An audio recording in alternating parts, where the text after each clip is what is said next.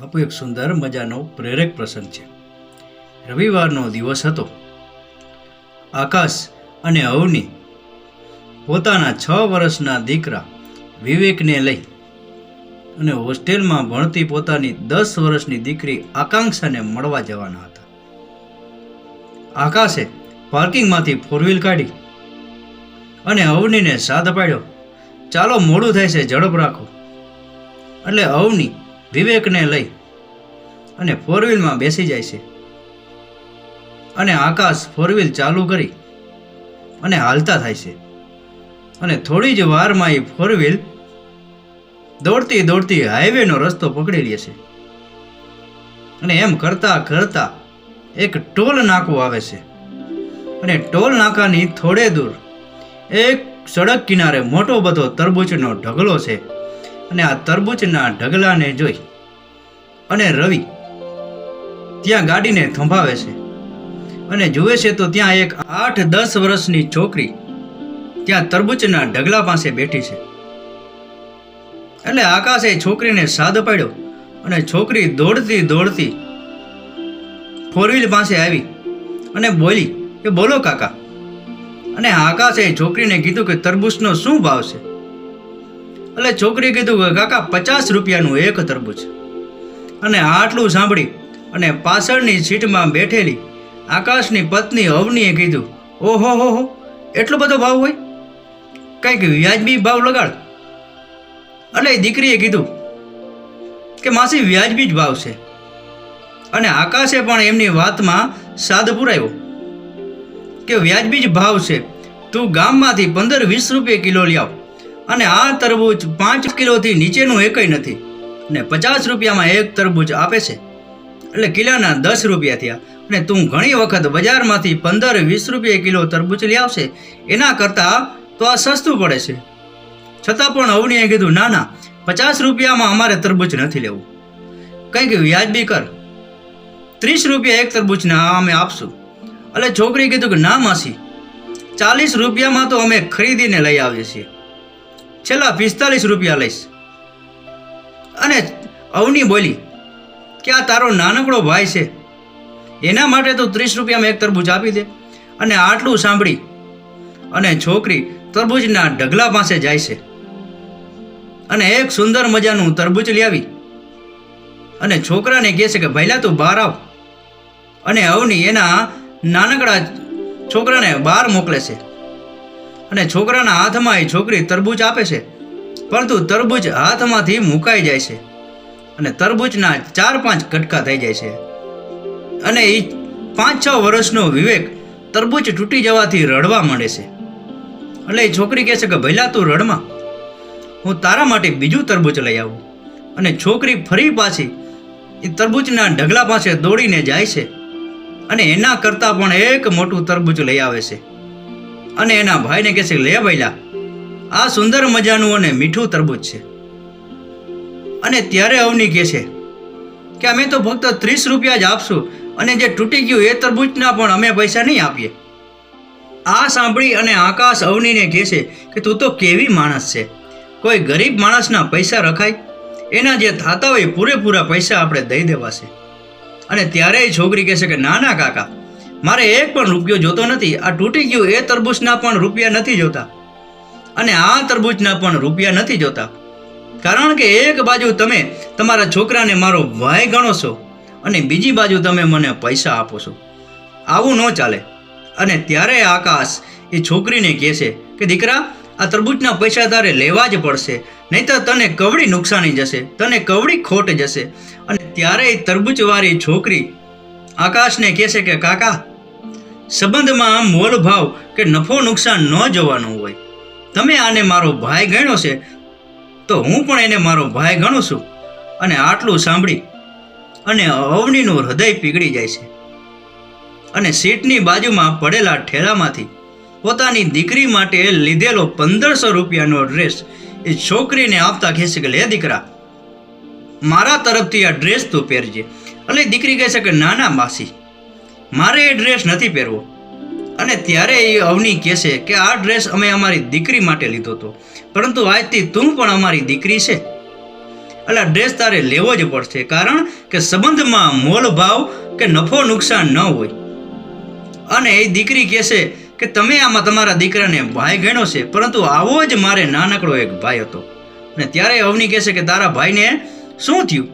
અને તરબૂચવાળી છોકરી કહેશે કે માસી, એક દિવસ મારા ભાઈને સખત તાવ આવ્યો અને સમયસર વાહન ન મળવાને કારણે તાવમાં મારા ભાઈને આંચકી ઉપડી ગઈ અને આંચકીમાં મારા ભાઈનું મૃત્યુ થયું.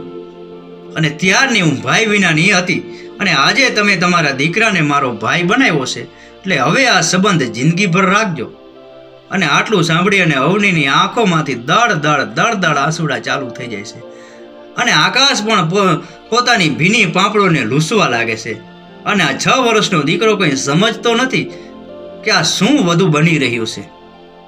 અને ત્યારે આકાશ પોતાના ખીચામાંથી 100 રૂપિયાની નોટ કાઢી અને તરબૂચવાળી છોકરીને આપે છે કે લે દીકરા, આ અમારા તરફથી એક દીકરીને ભેટ આપીએ છીએ, હવે તો તું લઈશ ને આ પૈસા. અને એ તરબૂચવાળી છોકરી કહેશે કે આ પૈસા હું નહીં લઉં.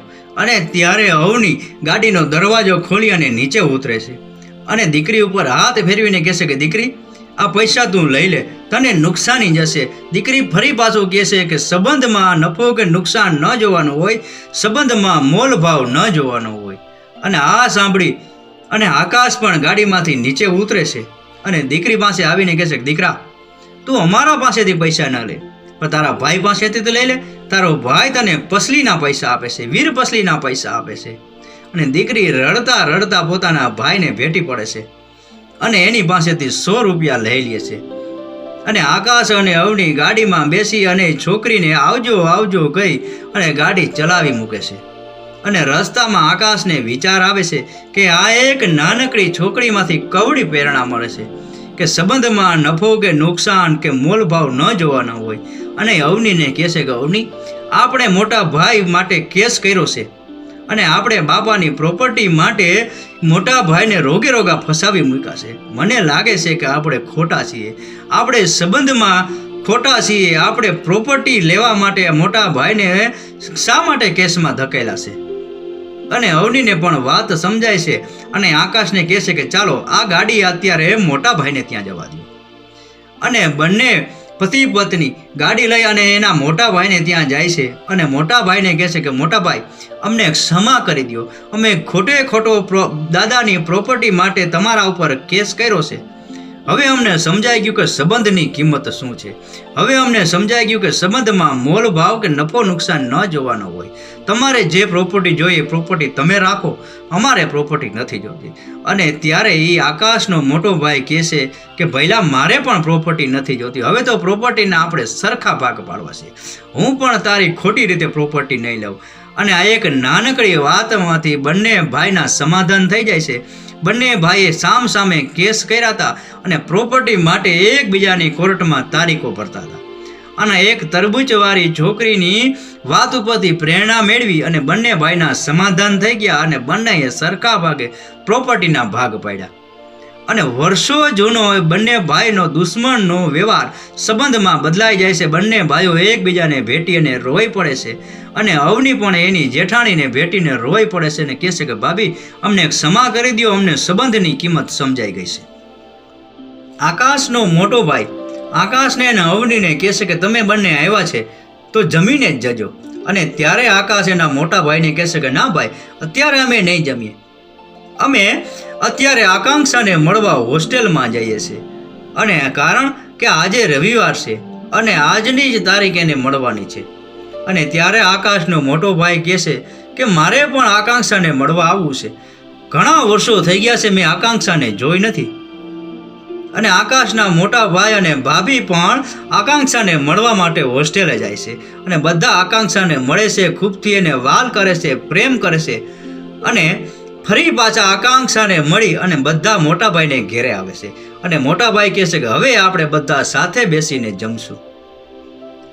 અને અવની અને એની જેઠાણી બંને સુંદર મજાની રસોઈ બનાવે છે અને આ બાજુ આકાશ અને એને મોટો ભાઈ પ્રોપર્ટીની વાતચીત કરતા હોય છે કે ભાઈ તારે જે જોઈએ લઈ લે, પરંતુ મોટો ભાઈ કહે છે કે ના, તારે જે પ્રોપર્ટી જોઈએ તું રાખ, બીજી હું રાખીશ.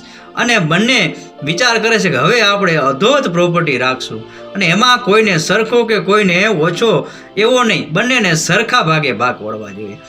અને આ બાજુ રસોડામાં અવની અને એને જેઠાણી પણ વાતોચીતોના દોર ચાલુ કરે છે અને કહે છે કે કેટલા વર્ષ પછી બે ભાઈઓ સંપીને બેઠા છે અને કેવી સુંદર મજાની વાતો કરે છે. અને ત્યારે અવની કહે છે કે આ પ્રેરણા અમને એક નાનકડી તરબૂચ વેચનારી છોકરી પાસેથી મળી છે, કારણ કે એની અમને સમજાવ્યું છે કે સંબંધની કિંમત શું છે, સંબંધમાં ક્યાંય મોલભાવ ન હોય, સંબંધમાં ક્યાંય નફો નુકસાન કે હાનિ ન હોય. અને આ દેરાણી જેઠાણી સુંદર મજાનું જમવાનું બનાવી અને કહે છે કે ચાલો હવે બધા જમી લઈએ. અને બધા રાજી ખુશીથી જમે છે અને એક પરિવારની જેમ બધા સાથે બેસીને જમે છે.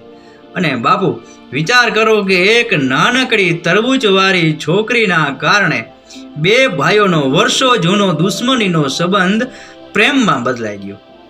અને આના ઉપરથી આપણે સમજવું પડે છે કે ત્યાગ વસ્તુ શું છે, ત્યાગની ભાવના કેવી હોય અને સંબંધ રાખવા માટે કેટલી પ્રેરણાથી આપણે ત્યાગ કરવો પડે છે. અને ત્યાગ કરો ને ત્યારે જ સંબંધની કિંમત સમજાય છે. અને આ પ્રસંગ ઉપરથી આપણે એવું સમજવાનું કે સંબંધની અંદર ક્યાંય મોલભાવ કે ક્યાંય નફો નુકસાન ન જોવાનું હોય, બસ સંબંધ સચવાઈ રહે એ જોવાનું હોય. આ નાનકડો પ્રસંગ પૂરેપૂરો સાંભળવા બદલ આપનો ખૂબ ખૂબ આભાર. આ પ્રસંગ સમજાઈને વંદન. આપનો દિવસ શુભ રહે.